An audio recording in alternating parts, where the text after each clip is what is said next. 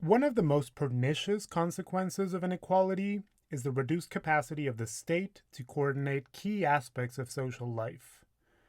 This is exemplified in a rather peculiar manner by the rise of charitable billionaires who, rather than getting rid of their wealth through taxes, decide how their fortunes are best spent. This phenomenon, also called Philanthrocapitalism, can be seen in a number of cases. Consider, for example, Bill Gates, one of the richest persons on Earth with a fortune well above $50 billion. Gates has personally stated that he thinks it is unfair he has so much money, and has demonstrated his conviction through his philanthropic organization, the Bill and Melinda Gates Foundation. While valuable and important, the work of the Gates Foundation hasn't always been efficient and has gotten in the way of the state's own efforts. The Gates' foray into education, for example, had very poor returns.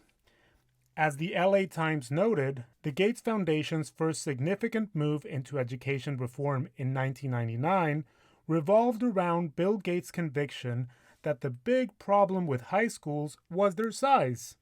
Students would be better off in smaller schools of no more than 500, he believed. The foundation funded the creation of smaller schools until its own study found that the size of the school didn't make much difference in student performance. When the foundation moved on, school districts were left with costlier to run small schools. Then the foundation set its sights on improving teaching, specifically through evaluating and rewarding good teaching. But it was not always successful. In 2009, it pledged a gift of up to $100 million to the Hillsborough County, Florida schools to fund bonuses for high-performing teachers, to revamp teacher evaluations, and to fire the lowest performing 5%. In return, the school district promised to match the funds.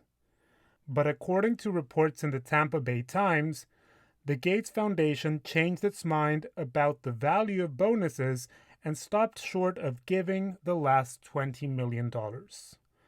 Costs ballooned beyond expectations, the schools were left with too big a tab, and the least experienced teachers still ended up at low-income schools. The program, evaluation system and all, was dumped.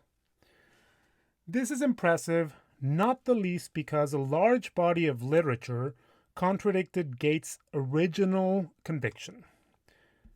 Education outcomes are strongly predicted by socioeconomic status, and the best investments we can make in education are geared towards reducing inequality rather than implementing novel, efficiency-driven approaches.